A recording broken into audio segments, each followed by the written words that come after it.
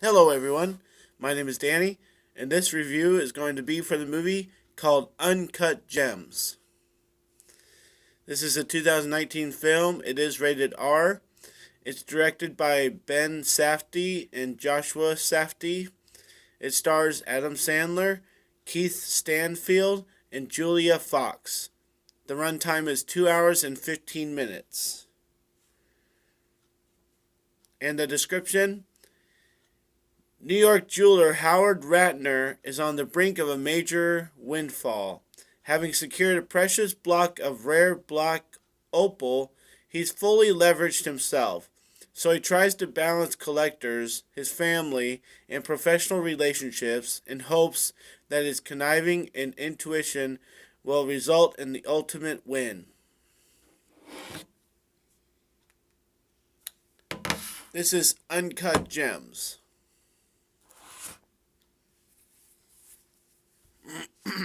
Well, I've been meaning to see this movie for a couple days. It did come out, with all the other kind of Christmas movies, and I just hadn't found time to see it. So I decided that I would go late last night, 10:30 my time, and so I got out about 1 a.m. and I was very awake and very alert. And the only thing I really knew going in was I've been starting to watch a couple people's top 10 list of the year because we're getting to that point. I think I'll probably do mine sometime today or tomorrow. And somebody put this movie on their top 10 list. And I was like, okay, so there's that. So somebody out there thinks that this movie is one of the 10 best movies of the whole year, and it just blew my mind. So I went into it with a little bit higher expectations than what I already had, but I already had high expectations. So I like Adam Sandler probably more than other people. I think Click is an amazing movie that probably not a lot of people have seen. I think Bedtime Stories was a really good movie that probably nobody has seen. And I've seen probably all the Adam Sandler movies when some people have not seen any Adam Sandler movies. So when he comes out with this drama and people are like, oh, that sounds like a good role for him. Oh, that sounds like a different role that he can, be dramatic with. I'm like, yeah, that's what Adam Sandler does. So I was enjoying myself going to this movie in the first place. And then I heard that somebody liked it for the whole year out of all the movies that had come out in theaters. So I go into this movie and I still to this point don't really understand why they had the first 10 minutes. I really don't. And I'll just say my point right now is that I think this movie had at least 10 unnecessary scenes. This movie could have been a lot shorter. I mean, it does run over 2 hours. It literally could have been an hour and 45 minutes, an hour 50 minutes, and been just fine. I felt like there were all these scenes that were just completely useless, filling time, showing us something provocative for no reason. That was the big disappointment of this movie, was sitting there watching stuff, and I knew it had nothing to do with anything. They are trying to throw stuff at us to make this movie seem full, to make it seem like it kept moving, but I just felt like a lot of it was in the way. And I just don't appreciate it. So it wasn't Adam Sandler or any of the actors that really bothered me. It was the fact that they just had all this unnecessary stuff.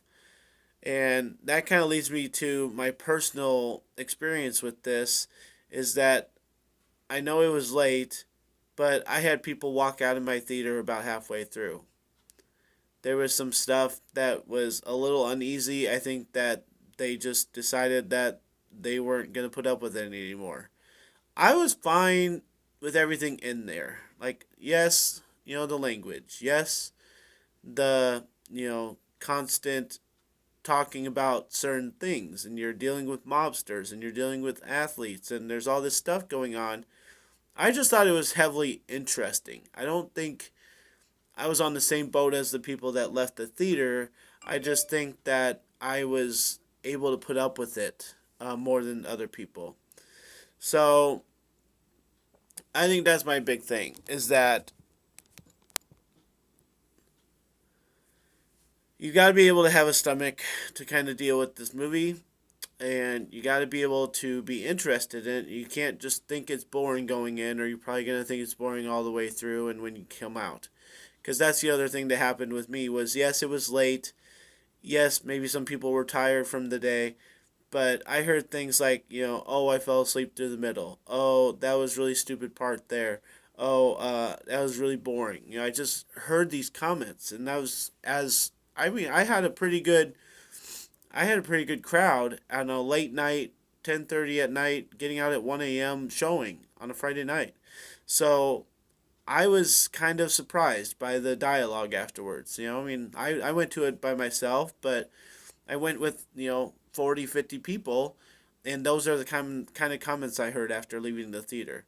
So I'm just going to say from the first half of this video here that this is not a top 10 movie. People are not agreeing with the person that I heard say it is. You have to go to the theater, you have to experience it for yourself. It's okay if you see things in a certain light, but you got to be realistic on this. So, moving forward is that when you have a movie about a bookie or someone dealing with people and selling things and being conniving like Adam Sandler is supposed to be,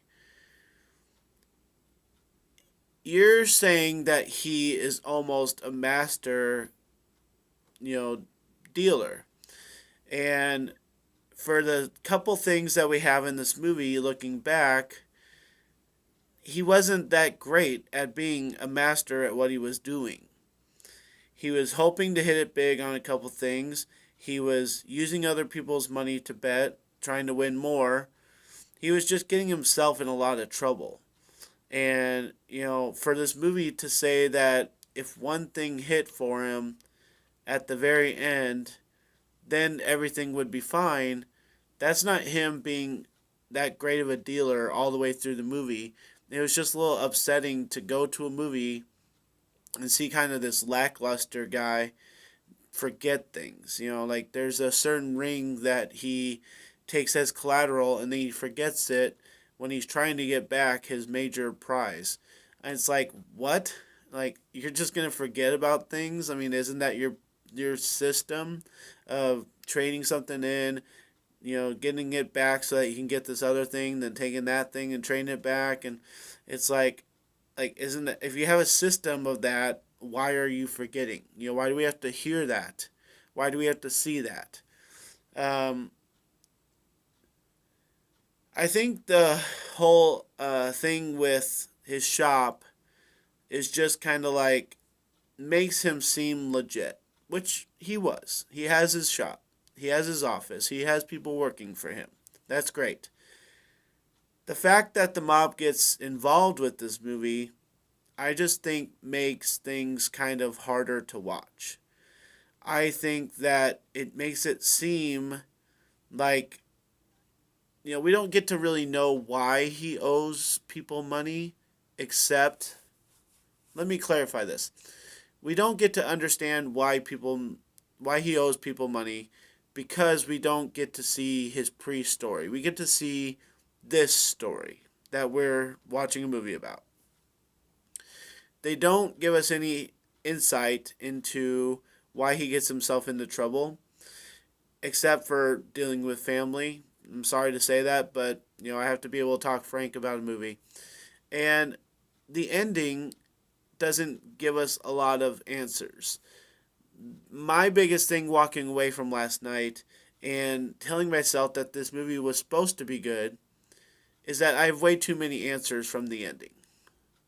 And, when you're dealing with somebody that has money and you're dealing with somebody that has some extra situations going on, you can't just end your movie.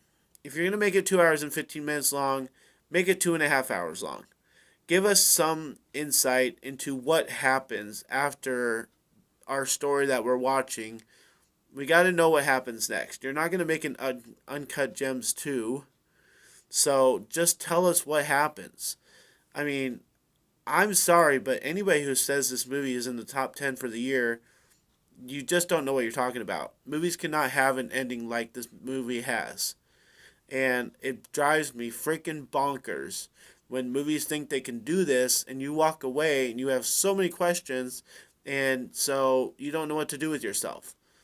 This is not a great movie. Yes, it has lots of stuff in it. Yes, it's very interesting. Yes, it's very beautiful with all the different jewelry being flashed around, and the acting jobs probably are above par. I do think that this was a good movie for Adam Sandler. I do think this was a good movie for certain people. But the mobsters were dry, they were predictable. All the other characters were just kind of sad in some of the performances they gave. And the ending is complete crap. There are so many unnecessary scenes that, this just gets messy. And if people from my theater are going to be complaining, I know there's going to be more people like that around the world. So you can have mixed emotions about this. You can enjoy this movie. You can say it's great. You can have your reasons for it. I'm being realistic and saying that there's a lot wrong with it and that you have got to step back and not just think that there's nothing wrong with it. You've got to be realistic about it. So when things come down to it, the grittiness of everything, I could talk about this movie with people because I want to know what people think. It's one of those kind of movies. So it is compelling, but I've got to give the grade of C plus to Uncut Gems because I think there's more here than some people want to realize, and the people that are saying that it's crap versus the people that are saying it's the best of the year, there's got to be a middle ground somewhere. People have got to realize either there are problems with it or there are some really good parts to it. And so I think that's why it's middle of the road, and that's why I think it deserves a C plus for Uncut Gems. Thanks a lot, guys. My name's Danny. If you like this or any of my other videos, try and give some of them a watch. Like and subscribe to my channel if you would. And enjoy your movies. Thanks.